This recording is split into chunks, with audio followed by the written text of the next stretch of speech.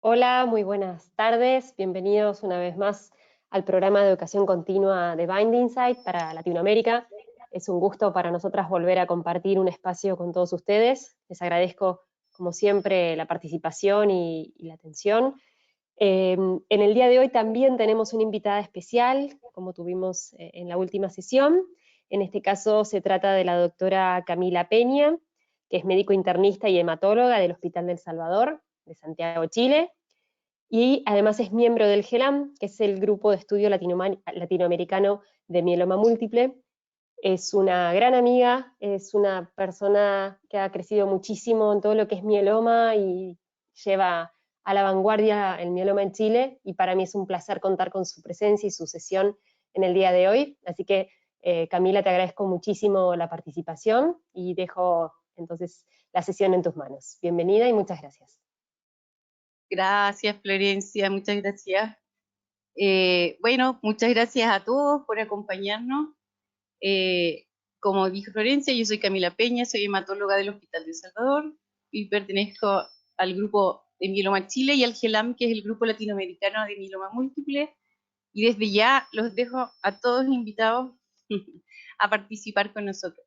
Hoy día voy a hablar un poco de enfermedad renal en gamapatías monoclonales. En general, ¿qué vamos a ver hoy día? Primero, unos conceptos generales, ¿cierto? Después voy a hablar un poco de riñón de mieloma, luego de gamapatía de significado renal, y finalmente les voy a mostrar un poco los datos regionales que tenemos del grupo latinoamericano y dos casos clínicos para finalizar. Entonces, primero, algunos conceptos básicos, ¿cierto? Pero que son importantes para entender luego lo que vamos a ver. ¿Qué son las gamapatías monoclonales? Las gamapatías monoclonales son un grupo de patologías caracterizadas por un clon de linfocitos B o de células plasmáticas, ¿cierto? Que producen un único tipo de inmunoglobulina o paraproteína, ya sea en suero o en orina. Es un grupo de patologías. ¿Qué patologías? Tanto las neoplasias de células plasmáticas como las neoplasias de linfocitos B maduros o linfomas pueden dar esta paraproteína. Y dentro de los linfomas, la que más conocemos, ¿cierto?, es la macroglobulinemia de Waldenström, que es un tipo de linfoma linfoplasmocítico. Sin embargo, cualquier linfoma podría dar una paraproteína. Y aquí un poco lo mismo, ¿cierto? Para proteínas, entonces, las tenemos tanto en clon de linfocitos B maduros como en clones de células plasmáticas, que finalmente es un linfocito maduro de más maduro, ¿cierto? Tenemos la gamapatía de significado incierto, significado renal, los mielomas smoldering, los activos, el POEMS, los plasmocitomas, leucemias células plasmáticas, amiloidosis, pero siempre hay que recordar que los linfocitos B maduros también tienen la capacidad de secretar inmunoglobulina, por lo tanto, la macroglobulinemia, que es la clásica, pero también cualquier, en el fondo, tipo de linfoma podría darnos una paraproteína, por lo tanto, siempre hay que estar atento a eso. Aquí tenemos un estudio de la Clínica Mayo, que tenían casi 44.000 pacientes y vieron cuál fue la distribución de sus paraproteínas. Como ven, la mayoría son efectivamente de células plasmáticas, pero recuerden siempre que siempre puede haber linfomas que también lo secreten. Y dentro de las gamapatías, lejos, lo más frecuente es la gamapatía de significado incierto. Otro concepto importante que a tomar en cuenta, ¿cierto?, es que esta paraproteína o proteína M o componente monoclonal, ¿cierto?, o PIC monoclonal, como le puedan llamar en las diferentes partes, puede ser IgM o no IgM. ¿Y por qué es importante este concepto? Porque la IgM generalmente es secretado por un clon de linfocitos B, ¿ya? Generalmente, no siempre. Pero entonces uno lo relaciona más bien a linfomas en el fondo, y los no IgM generalmente son secretados por un clon de células plasmáticas, y uno lo relaciona más a esas patologías. Y este es un concepto básico y súper importante para entender todo lo que vamos a hablar. En el fondo, estos clones pequeños pero tóxicos, ¿ya? Se dividen en el fondo un poco. El mieloma, que es lo que todos conocemos, ¿cierto? Es una neoplasia de células plasmáticas, pero de alta carga tumoral y por lo tanto harta inmunoglobulina en el fondo, y esto es lo que produce los síntomas, tanto la expansión del clon de células plasmáticas como la paraproteína, pero se caracteriza por tener una alta carga tumoral. En cambio, la gamapatía de significado renal o la amiloidosis, si bien son neoplasias o pre-neoplasias, en el caso de la gamapatía de significado renal, pero de células plasmáticas, lo que causa la clínica no es la alta carga de las células plasmáticas clonales, sino que es el pequeño clon pero tóxico, son las cadenas livianas tóxicas las que causan la clínica. Entonces nos vamos primero a riñón de mieloma y nefropatías asociadas a mieloma. Recuerden siempre que la definición de mieloma se actualizó en 2014.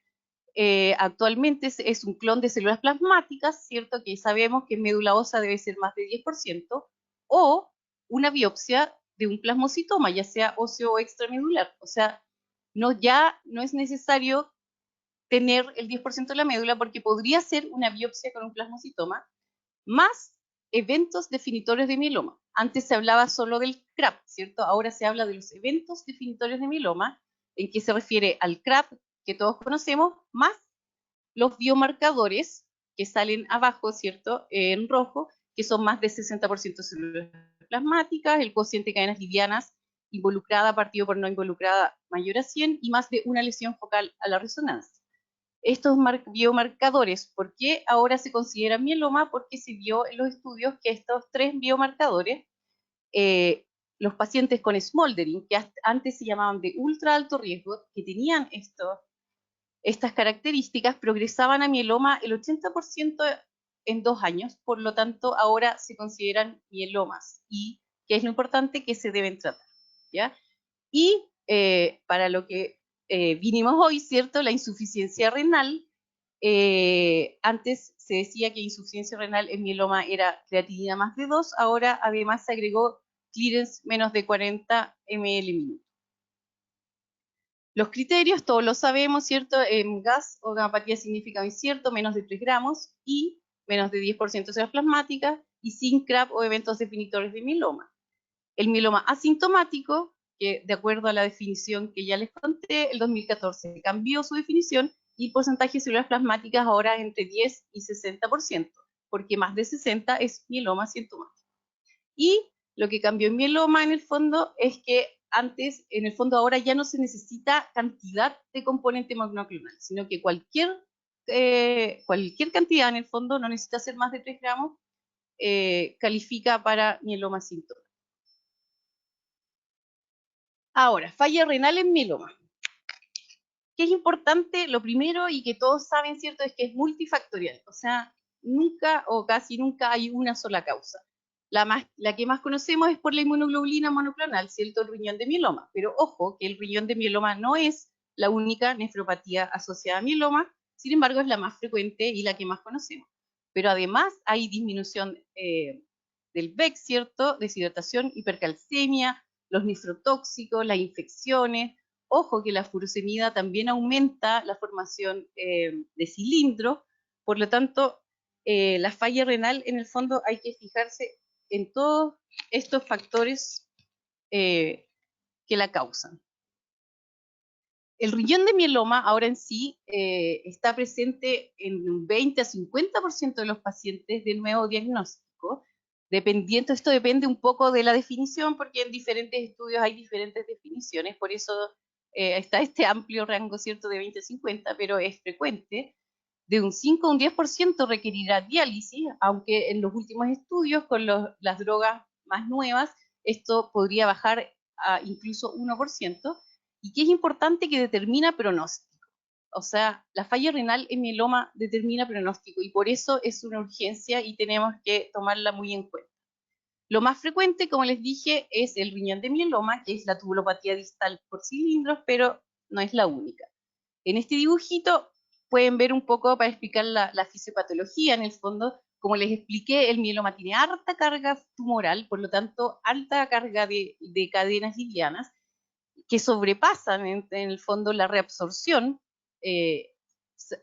filtran mucho por el glomérulo, sobrepasan la reabsorción en el túbulo proximal, llegan al asa de Hendle, donde se junta con la proteína de Tams-Horsfall, ¿cierto? O la urmudulina, y forman los famosos cilindros, que finalmente en el túbulo distal causan obstrucción, y es así como se forma en el fondo, y ese es el famoso riñón de mieloma o tubulopatía distal por cilindros. Ahora, hay muchas causas de falla renal, como les dije, y ¿cómo entonces diferenciamos cuando la falla renal es por mieloma sin hacer biopsia, ¿cierto? Para que no sea invasivo. Bueno, se ha visto que las cadenas libres nos pueden ayudar mucho en esto. Las definiciones anteriores por el Grupo Internacional de Mieloma decía que cadenas livianas involucradas sobre 1500 era sensible para riñón de mieloma. El grupo de estudio de riñón y gamapatías decía 500, sin embargo, estos eran basados en estudios en que no todos los pacientes tenían biopsia, que en el fondo que fuera esta nefropatía de este riñón de mieloma, pero esto cambió un poco. Este año se publicó este estudio que está más abajo, en 103 pacientes, y ¿cuál es la gracia de este estudio? Que estos pacientes ninguno tenía falla renal previa, o sea, se asegura que estos pacientes es una falla renal aguda. ¿Y cuál es la otra gracia? Es que todos tenían biopsia renal que confirmaba que la falla renal era por riñón de mieloma, ¿ya? ¿Y qué se vio? Que efectivamente unas cadenas livianas por sobre 500 es el corte sensible para asegurar en el fondo que esta falla renal es por riñón de mieloma o por tubulopatía distal. Ahora, ojo que no todos los pacientes que tienen más de 500 hacen falla renal, pero esto se refiere en el fondo a los pacientes con falla renal aguda. Pero como les dije, hay otras nefropatías asociadas, no solo es el riñón de mieloma. Entonces tenemos, estas son las más frecuentes, pero hay otras, ¿cierto? En el glomérulo puede haber amiloidosis, puede haber enfermedad por deposición, por depósito, perdón, de cadenas livianas. En el túbulo proximal, las alteraciones del túbulo proximal, está el típico síndrome de Fanconi, aunque pueda haber nefropatía del túbulo proximal sin Fanconi. Y finalmente el túbulo distal, la nefropatía por de riñón de mieloma, que ya les expliqué anteriormente. ¿Cuál es la frecuencia? Esta es un estudio en 190 biopsias renales en pacientes con mieloma. Lo más frecuente era riñón de mieloma, pero ojo que el 21% era amiloidosis y no nefropatía por mieloma, y el 22% era enfermedad por depósito, ¿ya? Entonces esto es lo que es importante en el fondo, que no todo es riñón de mieloma, si bien es lo más frecuente. Y estas tres patologías causan más o menos casi el 80% de las fallas renales. La clínica en general depende de cuál es la causa, pero la nefropatía por cilindros distales, que es el riñón de mieloma, generalmente se presenta como falla renal aguda, ¿ya? Si es que tenemos un síndrome nefrótico, hay que tener ojo, ¿cierto? Porque en general podría tratarse más bien de una amiloidosis, una enfermedad por depósito, y las otras alteraciones, ¿cierto? Tienen otras presentaciones como síndrome nefrítico, proteinuria en rango no nefrótico o incluso enfermedad renal crónica progresiva. La enfermedad renal crónica progresiva no es típica del riñón de mieloma. El riñón de mieloma, acuérdense que es una generalmente falla renal aguda, ¿ya? Por lo tanto, si tenemos una falla renal pero que es progresiva, crónica, habría que pensar que se trata de otra patología renal.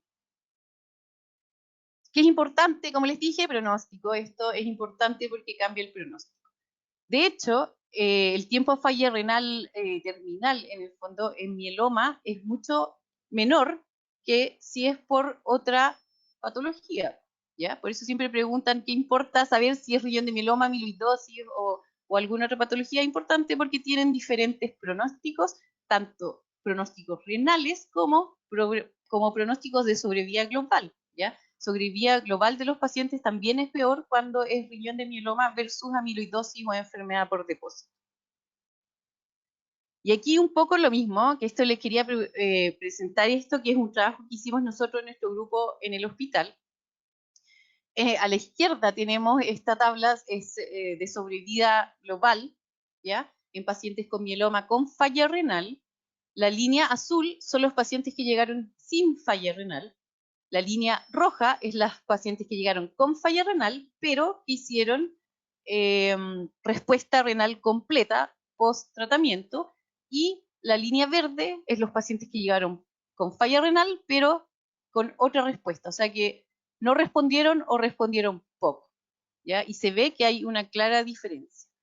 ¿Qué es importante acá? Ojo, que los pacientes que recuperaron su función renal igual tuvieron peor pronóstico que los que nunca llegaron con falla renal. Y al lado derecho se ve los pacientes en diálisis. Los azules son los que no tuvieron diálisis versus los rojos que tuvieron diálisis. Entonces, como les dije, falla renal tiene peor pronóstico, incluso si se recupera, y pacientes en diálisis son lejos los que tienen el peor pronóstico. ¿Cómo se miden las respuestas post-tratamiento? La verdad que estas son las recomendaciones del grupo de mieloma, que son bastante complicadas y no las voy a leer acá, pero se refieren un poco a el clearance de creatinina con el que llegó y el clearance de creatinina con el que salió, en el fondo, después de la quimioterapia. Y depende de eso, se clasifican en respuesta completa, respuesta parcial, o mínima o no respuesta. Igual, de todas maneras, como son un poco complicadas y estas se están revisando por el Grupo Internacional de Riñón, así que es posible que se cambien en algún momento. Y finalmente manejo, lo vamos a hablar muy someramente nomás porque por honor al tiempo, pero hay dos cosas importantes. Uno, la terapia para bajar la carga tumoral es lo más importante, ¿cierto? Y en general se ha visto que los pacientes que se tratan con bortezomib o con inhibidor de proteasomas andan mejor. Y soporte, ¿ya? El soporte se refiere a fluidos, ¿cierto? Evitar nefrotóxicos, evitar la furosemida, que como les dije, aumenta la formación de cilindros, manejo de infecciones, manejo de hipercalcemia. Y en cuanto a la terapia, ¿por qué es importante? Porque como les dije, la sobrevida cambia, si es que no tuvo falla renal o si tuvo y mejoró, y efectivamente los pacientes tratados con bortezomib versus no novel agents en el fondo, o incluso versus IMIDs, es mejor, ¿ya? Entonces es muy importante también esa parte, más o menos entre el 30 y 50% con los nuevos fármacos se independiza de diálisis, lo cual es muy importante, y las respuestas renales varían entre un 30 y 80% según sea respuesta completa o mínima, y dependiendo también de lo que se use. Ahora esto, si no, lo podemos hablar un poco después o quizás en los comentarios, pero esto más o menos es el manejo de estos pacientes, ¿ya? Entonces, de riñón de mieloma, recordar, la definición cambió. El riñón de mieloma es un evento definitorio de mieloma, ojo con eso, pero no es la única nefropatía asociada, que siempre recuerden que la falla renal se asocia a un peor pronóstico y es una urgencia, una falla renal aguda en mieloma es una urgencia, y lo más importante es tratar el mieloma más el soporte. Ahora vamos a hablar de las nuevas, no tan nuevas, pero más nuevas, gamapatías monoclonales. Como ustedes saben, ya desde el año 2000 se empezó a hablar de estas gamapatías que tenían relación con enfermedades renales, pero no se sabía bien. Se empezó a hacer biopsias, ¿cierto? Y empezaron a encontrar que tenían efectivamente depósitos monoclonales en las biopsias, que se empezó a hacer inmunofluorescencia. Y ya el año 2006 se acuñó este concepto que es muy importante, de lo que les decía antes, de los clones B pequeños, pero peligrosos, ¿ya? Se vio en el fondo que, por un lado, están las neoplasias asociadas a gamapatías, que es como el mieloma, el Waldenstrom y algunos linfomas, la leucemia linfocítica crónica en el fondo, que pueden hacer la clínica, como les había dicho, de dos formas. Uno, por masa, y otro por la proteína M, que es lo que todos, o monoclonal, que es lo que todos conocemos. Sin embargo, aquí se acuñó este concepto de que hay alteraciones que pacientes que mostraban paraproteína, pero no tenían ninguna neoplasia asociada, ninguna neoplasia en el fondo diagnosticada, ni que se diagnosticó después, sino que era solo una paraproteína, pero que esta proteína causaba efectivamente una patología, ¿ya? Y aquí en el fondo nació estas gamapatías de significado clínico. El 2012 se acuñó por primera vez el nombre de gamapatía monoclonal de significado renal. ¿Y qué significa esto? Forma parte de estas gamapatías que les digo de significado clínico. No es una enfermedad, es una amplia gama de nefropatías. En el fondo son muchas nefropatías, pero que tienen como característica que son causadas por inmunoglobulinas monoclonales, ¿ya? Y esto debe comprobarse con biopsia renal, que pueden o no tener paraproteína en sangre y orina, y debe descartarse en el fondo neoplasia asociada a gamapatía como mieloma o linfoma. Los criterios diagnósticos, un poco, si recuerdan, los criterios diagnósticos de la gamapatía de significado incierto que vimos más adelante, o sea, perdón, antes, lo importante es, la única diferencia es que estos pacientes tienen efectivamente daño de órgano, y el órgano es el riñón, y esa enfermedad del riñón es causada por inmunoglobulina monoclonal, ¿ya? El 2012, para enredar un poquito la cosa, el 2018, el Grupo Internacional de Estudio de Riñón y Gamapatía hizo un consenso y cambió un poquito la definición, que quedó como proliferación B o células plasmáticas, clonales, como ya sabemos, con una nefropatía causada por inmunoglobulina monoclonal nefrotóxica, porque acuérdense que es un clon chico, pero peligroso, y la proliferación clonal no causa manifestaciones clínicas ni cumple criterios de tratamiento, ¿ya? Es decir, en esta nueva definición incluyeron a los mielomas asintomáticos, a los linfomas asintomáticos y a los Waldenström asintomáticos. La incidencia de la gamapatía monoclonal de significado renal no se conoce, y de aquí para adelante en verdad todo es más bien basado en casos, pero no hay estudios prospectivos ni nada que digan a ciencia cierta. Pero todos sabemos que la gamapatía aumenta con la edad, ¿cierto? Llegando hasta un 6% en mayores de 80. Todos sabemos que la enfermedad renal es frecuente y que también aumenta con la edad. Hay un estudio que salió este año en el PLOS que mostró que en pacientes con falla renal crónica, con enfermedad renal crónica, un 11,6% presentaron componente monoclonal o paraproteína. Ahora, todos sabemos que tener una nefropatía y tener una gamapatía de significado incierto no es sinónimo de gamapatía de significado renal. Por otro lado, tenemos toda la gama de gamapatía de significado incierto, ¿cierto? Que es la gamapatía más frecuente. El único estudio que ve más o menos la incidencia de esto es un estudio del 2018, es un estudio retrospectivo austriaco en que vio que de 2.900 o 935 gamapatías de significado incierto, el 1,5 finalmente cumplía criterios de gamapatía de significado renal. Pero como les digo, todo esto son estudios retrospectivos, así que la verdadera incidencia no se conoce realmente. Y de nuevo la misma fotito, en el fondo, ¿qué pasa? Hay varias nefropatías, ¿cierto? Tanto de glomérulo como de túbulo. De glomérulo están las mismas, ¿cierto? Amiloidosis, enfermedad por depósito. De túbulo está la tubulopatía proximal, en el fondo Cono-Sin Fanconi. La diferencia es que acá no cabe la nefropatía por cilindros del túbulo distal. ¿Por qué? Porque, como les dije, el riñón de mieloma es un evento definitorio de mieloma y se trata como mieloma y es un mieloma, o sea, no es una gamapatía de significado renal. La clasificación, entonces, como va a ser un poco más ordenado, porque no es tan fácil y también hay algunas patologías que presentan alteraciones glomerulares y tubulares, por ejemplo, pero para clasificarlo y que sea un poco más ordenado, se dividen en los que hacen en las con daño directo y daño indirecto. Las indirectas obviamente son mucho más difíciles de diagnosticar. Las directas están las alteraciones del glomérulo, las alteraciones del túbulo u otras. Esas otras son patologías mucho más raras, como membranosa o glomerulonefritis por antimembrana basal, por anticuerpo antimembrana basal, que se basa solo más bien en casos clínicos descritos. Las más frecuentes son las glomerulares o tubulares. Y dentro de las glomerulares, a su vez, se dividen en depósitos organizados y no organizados.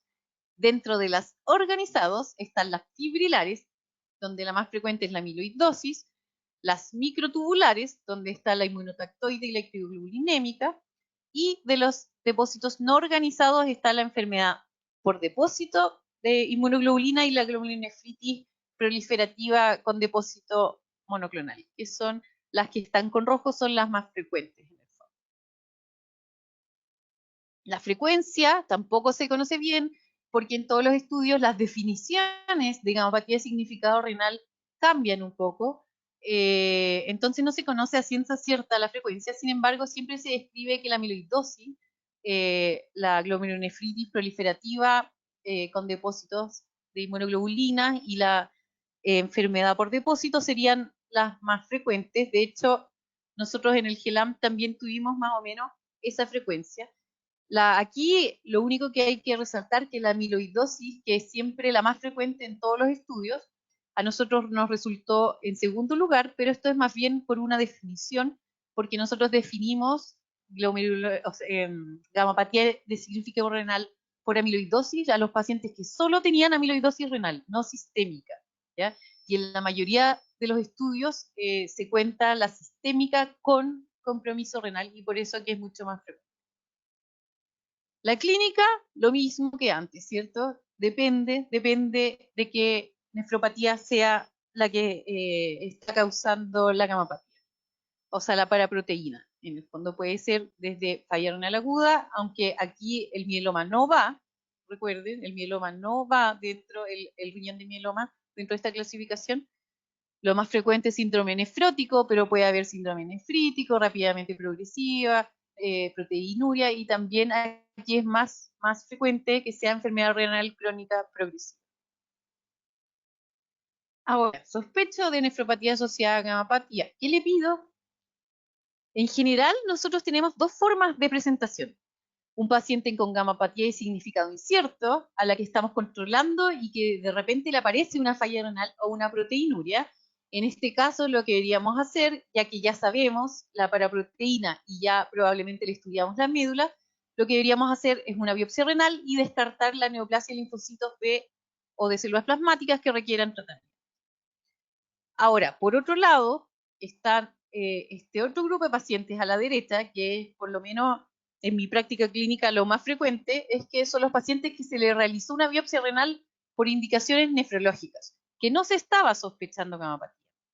Y aquí, ¿qué hay que hacer? Buscar siempre la gamopatía, aunque puede no estar, buscar en el fondo la paraproteína, perdón, que puede no estar, buscar el clon de médula ósea, que ojo, que puede tampoco encontrarse, y al igual que en el otro caso, descartar neoplasias de linfocitos B o células plasmáticas que requieran tratamiento.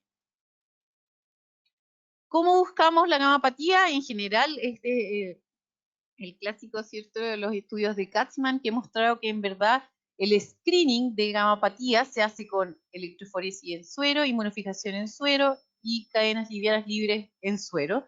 Sin embargo, la sensibilidad es bastante parecida si es que se hace la electroforesis y las cadenas livianas en suero. Y con eso se podría hacer el screening. Esto es un poco para que ustedes vean lo que está en azul. A la izquierda, en el fondo, están todas las posibles nefropatías asociadas a gamopatía, y en el recuadro azul está el porcentaje de paraproteína que se encontró, para que vean que no todos tienen paraproteína detectable. Todas se producen por esta paraproteína tóxica, pero a veces la cantidad es muy poca, entonces no se logra detectar, ¿ya? Acuérdense siempre que ahí viene, en el fondo, este clon B, que es pequeño, por eso no siempre se detecta, pero nefrotóxico, ¿ya? Incluso tienen que ver aquí que la glomerulonefritis proliferativa en el fondo con depósito de inmunoglobulina monoclonal, tiene solo hasta un 30% de detección de paraproteína, ¿ya? Ahora, esta es la clásica pregunta, por lo menos, que siempre tenemos nosotros en el hospital. Biopsia renal, ¿a quién? Porque también en un paciente añoso, diabético, de larga data, es un poco difícil a veces convencer a los nefrólogos que nos hagan la biopsia, ¿cierto? En general, ¿qué se describía? Que se hiciera biopsia renal a todo paciente con gamapatía y enfermedad renal que no se explique por otras causas. A pacientes que tuvieran factores de riesgo, pero que es la clínica, por ejemplo, diabetes, pero que la diabetes fuera típica o recientemente diagnosticada. Y siempre a pacientes menores de 50 años, en el fondo, gamapatías en pacientes jóvenes. ¿Qué es importante? Siempre nosotros trabajamos bastante en equipo en mi centro y siempre es importante el enfoque multidisciplinario, ¿cierto? Porque ellos nos dan también la otra cara de la moneda de la patología. Ahora, ¿por qué es importante la biopsia renal? Recuerden que sin biopsia renal no hay diagnóstico. Por lo tanto, sin diagnóstico no hay tratamiento. Y el problema de estas gamapatías es que pueden llegar incluso a estar en diálisis. Y es por eso importante el tratamiento. Este año, hace poquito, en julio de este año, salió este paper de la Mayo Clinic, que también en el fondo un poco para ordenarnos a quién le pedimos o no efectivamente biopsia renal. Aquí vieron 1.600 pacientes con enfermedad renal crónica y gamapatía. De estos, 160 tuvieron biopsia. ¿Ya? Esto es un estudio retrospectivo. Y de estos 160 pacientes que se biopsiaron, que tenían falla renal y paraproteína, se vio que solo el 40% finalmente fue gamapatía de significado renal. O sea, un 60% efectivamente la causa de la falla renal fue diabetes o hipertensión o otras cosas. ¿Ya? Y hicieron los análisis y que concluyeron que los pacientes que tuvieran proteinuria más de 1,5 gramos al día, hematuria y una alteración de las cadenas livianas, del ratio de cadenas livianas, tienen mayor posibilidades de que a la biopsia salga una gamapatía monoclonal de significado renal. Por lo tanto, estos pacientes serían la primera opción, ¿cierto?, de biopsiar cuando tenemos una falla renal y gamapatía. También se describe, aunque no dio con tanto poder, ¿cierto? La médula ósea infiltrada con un clon también era parte importante de los pacientes que se biopsiaron y que finalmente sí eran gamapatía de significado renal. Ahora viene la otra patita, ¿cierto? Los patólogos. Siempre tenemos que trabajar con patólogos que se especialicen en riñón, porque estas enfermedades son muy difíciles de diagnosticar y además tienen que tener los implementos adecuados, o sea, lo mismo es microscopía óptica, inmunofluorescencia y ojalá microscopía electrónica, porque hay enfermedades que a la microscopía óptica no se ve, ¿cierto? Que solo se ve por inmunofluorescencia, de hecho la monoclonalidad se ve solo por y hay otras que solo se pueden diferenciar con microscopía electrónica. Por lo tanto, tenemos que trabajar hematólogos, nefrólogos y patólogos juntos. Manejo, tratar. ¿Por qué hay que tratar? Porque en este estudio de que también salió este año, se vio que hasta el 15% pueden llegar a diálisis y probablemente si uno lo deja en el tiempo es más. Entonces, ¿cuál es la meta? Preservar la función renal. Recuerden que estas son urgencias, ¿ya? Y evitar, por otro lado, que progrese la progresión sistémica de la gamapatía, que también podría pasar, ya que es lo que pasa con las gamapatías de significado incierto. ¿Con qué tratar? A grandes rasgos, siempre se dice que es dirigido al clon, ¿cierto? Si el clon es IgM, si se acuerdan del principio de la presentación, pensamos que es más bien un linfocito B y se podría empezar con rituximab, por ejemplo. En cambio, si el clon es no IgM, las drogas que deberíamos usar son las anticélulas neoplasmáticas, como el bortezomib, que es la droga que más se usa. ¿Y cuándo tratar? Ojalá lo más precoz posible. Esto también lo vimos en el estudio que hicimos en GELAM, en que los pacientes que se trataban después de 4 meses post diagnóstico sería mucho peor respuesta renal, ¿ya? O sea, ojalá tratar lo más precozmente posible, porque ¿qué nos pasaba a veces? Es que se diagnosticaba por biopsia renal y sin embargo no se encontraba la paraproteína y el hematólogo como que no le creía mucho al diagnóstico y se demoraba en tratarla, ¿ya? Y eso se vio que efectivamente fue deleterio para los pacientes porque esos pacientes respondieron menos. Ahora, ¿hay excepciones? Sí, yo creo que hay excepciones. Cuando uno podría observar, pero con un seguimiento estricto, por ejemplo, en un paciente con un Fanconi, por ejemplo, con CREA normal, o que esté con proteinuria menos de 1 gramo, estable, y que no tenga mayor sintomatología, sí se podría, en el fondo, evitar la toxicidad de un tratamiento, porque también por el otro lado tenemos que pensar que son tratamientos que pueden llegar a infecciones graves, incluso la muerte. Entonces, también hay que poner en la balanza esa parte y un paciente sin tanta clínica, sin tanta falla renal y con proteinuria baja, podría ser un paciente que quedara en seguimiento sin tratamiento.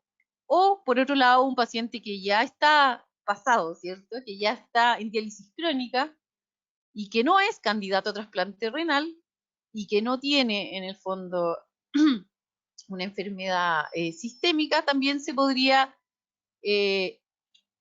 observar. Sin embargo, esto también hay que estarlo siguiendo porque esa enfermedad podría pasar a una enfermedad sistémica y ahí sí habría que tratar.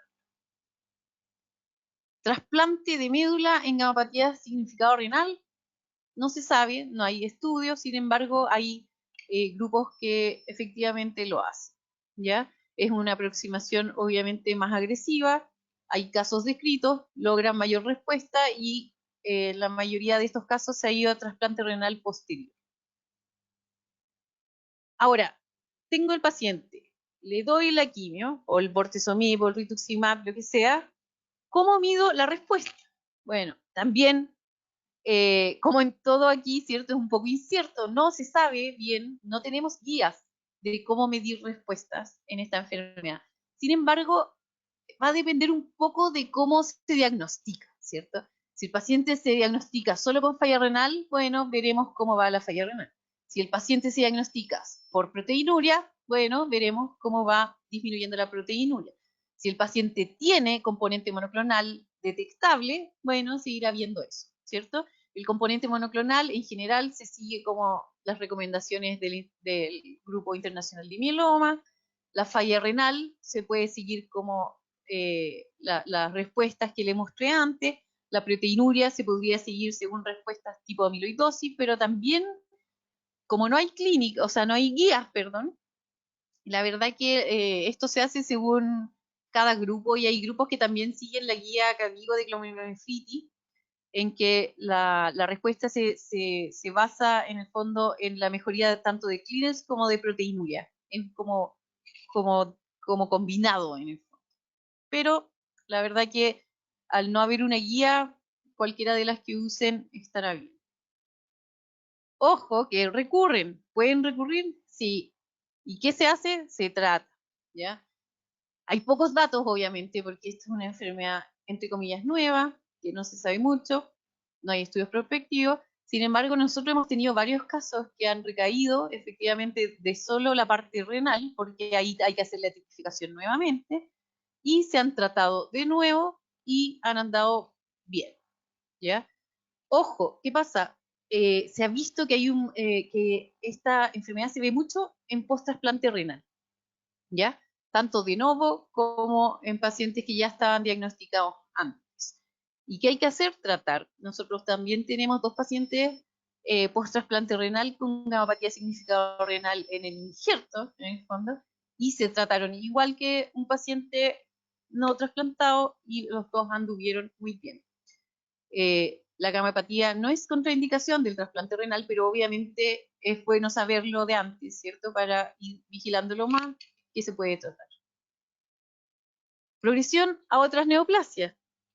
¿Por qué creemos que puede progresar? Todos sabemos que la gamopatía de significado incierto progresa, ¿cierto? Poco, es verdad, poco en el tiempo, pero puede progresar tanto a mieloma, amiloidosis o a linfoma, ¿cierto? Este estudio, que es retrospectivo, vio que los pocos pacientes con gamapatía de significado renal, porque recuerden que era el único 1,5% de los pacientes, efectivamente un 18% tuvo progresión, todos a mieloma, y este 18% fue mayor, estadísticamente significativo, a la progresión de las gamapatías de significado inicial. Ahora, esto, como les digo, es un estudio retrospectivo, no se sabe bien, pero al parecer efectivamente pueden progresar a neoplasias y quizás incluso más que las gamapatías de significado incierto. Entonces, lo más importante, como les dije, enfoque multidisciplinario. Sospechar, recuerden siempre que no es necesario encontrar proteína, recuerden trabajar con los nefrólogos, las indicaciones de biopsia renal y los patólogos que tengan las técnicas adecuadas. Para recordar entonces, finalmente, grupo de nefropatías no es una enfermedad, es un grupo de nefropatías que tienen como característica que es un clon pequeño, acuérdense, clon pequeño pero nefrotóxico, que debe diagnosticarse con biopsia renal que muestre que el daño renal es por inmunoglobulina monoclonal. Recuerden siempre que no siempre se encuentra paraproteína en sangre y orina, y eso no descarta el diagnóstico, y un tratamiento precoz, ¿cierto?, para salvar el riñón es lo importante. Finalmente, les quiero mostrar un poco los datos que tuvimos en el GELAM. Este se publicó el año pasado. Nosotros tuvimos 27 pacientes que la verdad que al principio estábamos un poco desilusionados porque pensamos que íbamos a juntar más. Sin embargo, lo primero que vimos es que efectivamente es una enfermedad muy probablemente subdiagnosticada en Latinoamérica. O sea, 27 pacientes es poco, ¿ya? Probablemente tenemos poca sospecha, probablemente estamos biopsiando poco y probablemente los pacientes que ya tienen biopsia también le creemos poco, ¿ya? Entonces tenemos que aumentar mucho la sospecha, aumentar lo más importante, el conocimiento, que se sepa de esta patología en el fondo para poderlos diagnosticar.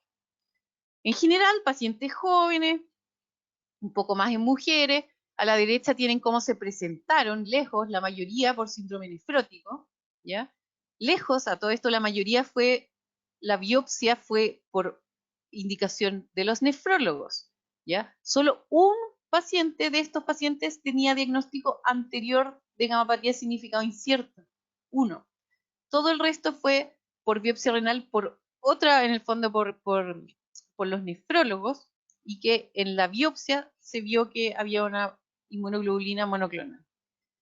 Entonces, síndrome nefrótico lo más frecuente, proteinuria no nefrótica y falla renal aguda fueron las formas de presentaciones más frecuentes en nuestro estudio. Las más frecuentes, como ya les dije, fue la glomerulonefritis proliferativa con depósito de inmunoglobulina, la amiloidosis y la enfermedad por depósito.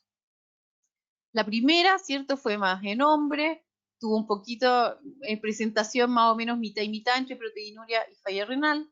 En un 66% se detectó paraproteína, que es un poco más de lo que se describe, y fue en general IgG capa al riñón. La amiloidosis fueron pacientes un poco más mayores, ¿cierto?, en que hubo predominancia de mujeres y todos se presentaron con proteinuria. Y 78% se detectó la paraproteína y fue, como se describe en todas partes, mayormente lambda. Y la enfermedad por depósito, también eran pacientes más jóvenes, un poquito más de hombres, ¿cierto? Aquí la falla renal fue un poco más frecuente que la proteinuria, en un 72% se detectó la paraproteína y fue mayormente capa, como también se describe. Y de nuestros paneles de screening o de tamizaje, la que nos dio mejor sensibilidad en el fondo fue efectivamente, como se describe, la electroforesis y cadenas livianas libres en suero. Y por último, les quería presentar dos casos clínicos, un poco como para demostrar un poco lo que hablamos antes, ¿cierto? El caso 1 es de una paciente mujer, 77 años, que tenía una macroglobulinemia de Waldenström, smoldering, IgM-kappa, del 2016. 2 años después, que ella está en observación, está asintomática, va cada cierto tiempo al policlínico, ¿cierto? Se hace sus exámenes y resulta que apareció proteinuria en la orina, porque nosotros siempre pedimos examen de orina y proteinuria, índice de proteinuria, creatininuria en estos pacientes cuando los seguimos, y efectivamente se vio proteinuria al examen. Le hicimos todo el examen de nuevo, en el fondo se descartó por escáner que tuviera alguna adenopatía o visceromegalia, y de los exámenes generales solo destacaba proteinuria 24 horas de 3,8 gramos y una albumina baja. Todo el resto de los exámenes fueron normales. Entonces, ¿qué hicimos? Fuimos a biopsia, porque no estábamos tan seguros en el fondo si esa nefropatía, esa proteinuria tenía que ver o no con la macroglobulinemia, porque ustedes saben que en el fondo el compromiso renal en macroglobulinemia no es tan frecuente. Se hizo efectivamente y que demostrado amiloide rojo Congo positivo, como ven ahí, y a la inmunofluorescencia se vio claramente que era IgM-kappa, el mismo clon que teníamos en la médula. Entonces, un poco para recordarles que los nuevos criterios, aunque para mí enredan un poco, pero los nuevos criterios del 2018 muestran en el fondo, esto sería una cardiopatía de significado renal asociada a una macroglobulinemia de Waldenström-Smolderin, ¿ya? La amiloidosis sistémica también se descartó, porque eso es lo otro que había que hacer, ¿cierto? Y finalmente se dio un régimen de rituxiciclofosfamida con dexametasona y la paciente está en remisión completa desde entonces en control en el político. Y el caso 2 también es una mujer de 75 años, que en diciembre del 2007 también en un examen en la atención primaria, ¿cierto? Un examen que le pidieron solo de control, mostró una proteinuria en una muestra aislada. Los exámenes que mostraron fue una anemia leve, una creatinina de 1,2, sin embargo, el calcio normal. Sin embargo, tenía una proteinuria 24 horas de 5,2 gramos, ¿ya? Y ahí nos llegó a nosotros.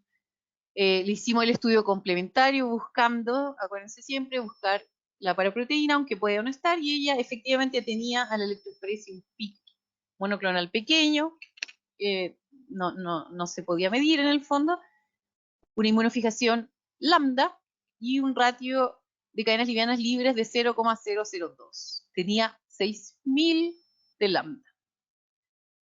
Entonces, quedamos. ¿Será un mieloma? ¿Será una gamapatía de significado renal? ¿Será una amiloidosis? Porque en el fondo lo que tiene, tiene mucha proteinuria, ¿cierto? ¿Será una enfermedad por depósito de cadenas livianas? Porque tiene más proteinuria que falla renal. Le hicimos estudios de lesiones óseas, no tenía, el mielograma mostró una infiltración pequeña, por lo tanto tampoco nos tiró para ningún lado, ¿cierto? Le hicimos estudio de amiloidosis, tenía cardio normal, biopsia grasa normal. Entonces, ¿qué hicimos finalmente? Biopsia renal. En la biopsia renal no se encontró lesiones en los glomérulos, pero sí se encontró lesiones en los túbulos, que tenía daño de túbulo proximal. Tenía una nefropatía de túbulo proximal, sin síndrome de Fanconi en este caso. Tenía, aunque es raro, pero que existe, tenía una amiloidosis intratubular, lambda, tal como su paraproteína. Pero tenía, además, una tubulopatía distal por cilindros, o sea, tenía un riñón de mieloma. Ella tenía solo alteraciones del túbulo, lo cual es raro, pero tenía un riñón de mieloma. Entonces, finalmente, el diagnóstico es mieloma de cadenas livianas lambda, ¿cierto? Porque acuérdense que el riñón de mieloma es un evento definitorio de mieloma. Esto no es una gamapatía de significado renal. Pero, como puede pasar en alrededor del 16-20% de los casos, la biopsia tenía más de una nefropatía, ¿ya? Tenía, aparte del riñón de mieloma, tenía esta amiloidosis y la tubulopatía proximal sin Fanconi. Finalmente se dio la inducción con Cyborg-D por 4 ciclos y la paciente está en remisión completa hasta ahora, que también la seguimos en control. Y eso era un poco lo que les quería contar acerca de las gamapatías, tanto del riñón de mieloma como las gamapatías de significado renal. Este es mi mail por si en algún momento les gustaría compartir algún caso. Yo creo que lo más importante de estos casos en el fondo compartirlo, conversarlo con los nefrólogos, conversarlo con los patólogos, y esa es la única forma que logremos que esta no sea una entidad tan subdiagnosticada en nuestro medio y en Latinoamérica en general. Y les doy las gracias por su atención. Muchísimas gracias, Camila, por tu presentación, excelente. Y vamos a dar lugar a las preguntas que las va a estar dirigiendo Elisa Barrueta. Eli, adelante, muchas gracias. Muchas gracias, Flor. Acá Elisa, para México, Centroamérica. Y bueno, vamos a empezar un poco con las preguntas, así que pueden empezar a colocarlas en el panel. Por acá tenemos una doctora, nos preguntan cuáles son los parámetros que en su práctica diaria usted solicita para monitorear a un paciente con ese tipo de gamapatía con significado renal, además de la clínica. En general, nosotros pedimos, claro, obviamente la clínica, ¿cierto? El examen físico, pero hemograma, obviamente creatinina, pedimos examen de orina completa, pero además pedimos el índice de proteinuria, creatininuria. No pedimos orina 24 horas porque proteinuria 24 horas porque obviamente es muy engorroso, pero sí pedimos el índice que nos da una idea bastante acertada, ¿cierto?, de las proteinurias. Como les contaba, además, si es que ya está diagnosticado, lo que hacemos es seguir la gamapatía, igual como cualquier gamapatía, con electroforesis y cadenas livianas, inmunofijación, para ir viendo si es que el clon va creciendo o no, y si es que encontramos algo que nos haga sospechar que el paciente podría estar recayendo o en el fondo progresando a un linfoma o un mieloma, también pedimos imágenes. En general, escáner. Pedimos primero OPET si es que lo tenemos disponible. Muy bien, muchas gracias, doctora. Hay por aquí otra pregunta y nos dicen que su experiencia con gamapatías monoclonales, ¿qué porcentaje es referenciado desde nefrología? Bueno, lo que les contaba más o menos, en mi práctica es más o menos lo que vimos en el estudio de GELAM, en que la mayor... A ver, lo que pasa es que también nosotros trabajamos muy mano, en el fondo, codo a codo con los nefrólogos, y generalmente estos pacientes los estudiamos en conjunto, pero efectivamente la mayor parte de mis pacientes yo no los tenía como gamapatía de significado incierto previamente. O sea, no es una gamapatía de significado incierto que haya presentado creatinina alta o proteinuria después, sino que la mayoría efectivamente vienen desde los nefrólogos con la biopsia ya hecha, en que ahí se ve la monoclonalidad en el fondo, y desde ahí empezamos nosotros el estudio. De acuerdo, muchas gracias, doctora. Con respecto a los niveles de paraproteína, podemos ver estos relacionados con la evolución del paciente. Y bueno, nos queda claro que el caso de cadena ligera libre se asocia más a esta enfermedad nefrológica aguda, pero ¿los niveles de paraproteína se relacionan con la mejoría del paciente, con la evolución? O sea, claro, si entiendo bien la pregunta, claro, o sea, si al diagnóstico tener una paraproteína más elevada o no, no, eso no se relaciona, pero obviamente un paciente que luego del tratamiento la paraproteína baja más rápido o se negativiza, tiene mucho mejor pronóstico.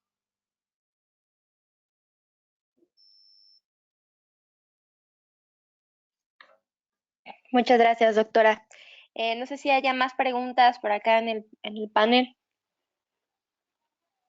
Sí, bueno, yo ¿puedo hacer un comentario? Claro. Sí, Camila, por supuesto. Lo que pasa es que me escribió ayer o antes de ayer un doctor de Perú, Daniel Carpio, que no sé si finalmente se pudo conectar, pero me hizo una pregunta por mail y le quería contestar. Fue un caso de un paciente muy complejo que tuvo en Perú y que finalmente el paciente tuvo diagnóstico de un mieloma y en la biopsia renal mostró una glomerulosclerosis focal y segmentaria, ¿ya? La verdad que esos casos son muy poco frecuentes. De hecho, la glomerulosclerosis focal y segmentaria no está dentro de las patologías nefrológicas que se describan como asociadas ni a mieloma ni a gamopatía de significado renal. Ahora sí encontré una serie de casos de la Mayo que mostraban 14 casos en que efectivamente se descartó cualquier otra causa y que temporalmente el mieloma había sido, al parecer, la causa de esta nefropatía. Pero en el fondo era eso que yo le quería contar, que existen casos reportados, pero es muy infrecuente y que en el fondo lo más importante en ese caso que él me contó es descartar que no tenga otras patologías que expliquen esa nefropatía. Bueno, excelente, excelente, muchas gracias. Tenemos una pregunta más. Dice, quisiera saber cuántos pacientes menores de 40 años en porcentajes sabe usted que tienen MGUS y gamopatía renal gamopatía monoclonal de significado renal. No, ese porcentaje no lo tengo y no sé si existe esa división, pero le puedo contar que nosotros de todos los gamapatías de significado renal tenemos, yo creo que unos 3 pacientes menores de 40 y son pacientes que tienen glomerulonefritis proliferativa y uno que tiene glomerulonefritis proliferativa post-trasplante, pacientes trasplantados. Ahora, el número exacto no lo sé, porque como vieron en las diapositivas que les mostré, generalmente esta enfermedad, al igual que la gamopatía de significado incierto, se ve, obviamente su incidencia es mayor en pacientes mayores, porque también la gamopatía de significado incierto es mayor en pacientes mayores, pero ojo que tenemos pacientes jóvenes, bien jóvenes, y ojo con los post-trasplantes, porque en esos son los pacientes que hemos visto.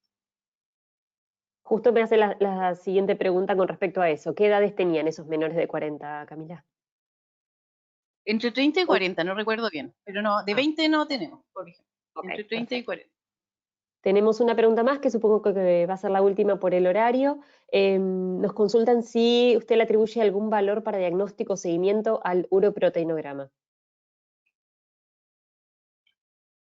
Esa es una buena pregunta.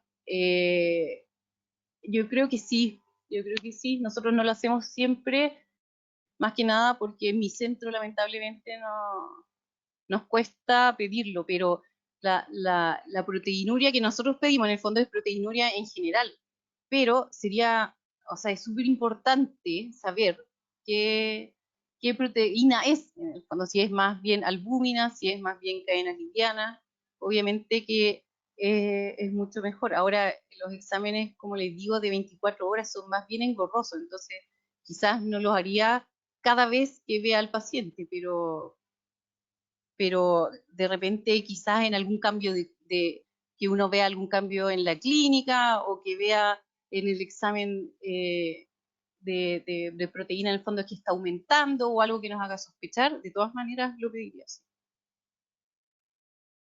Bueno, excelente. Todo clarísimo y la verdad excelente la presentación. Tenemos muchos comentarios sobre lo mismo. Estamos sobre el tiempo cumplido. Si queda alguna otra consulta, pueden enviársela directamente a la doctora Camila Peña o a través nuestro. Sí, Cami, ahí está. Sigue estando el mail. Yo feliz.